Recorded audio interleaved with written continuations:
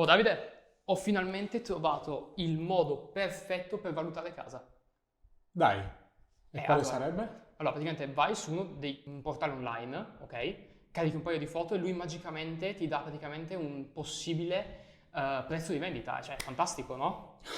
E quindi tu credi ancora a queste stime in 5 minuti fatte online? E come no, non funziona, cioè non mi stai dicendo che quindi non va. Non è che non vanno, diciamo che non sono precise sicuramente, non sono professionali. Una stima è un procedimento sicuramente non da 5 minuti. Noi dobbiamo fissare un sopralluogo, poter vedere di persona l'immobile, dobbiamo analizzare i documenti, fare le visure, controllare che l'immobile sia corretto a livello urbanistico e poi, cosa ancora più importante, dobbiamo fare una stima di comparazione, dobbiamo vedere quali sono gli immobili competitor sul mercato simili in vendita e da lì potremmo capire poi qual è il prezzo più corretto di mercato.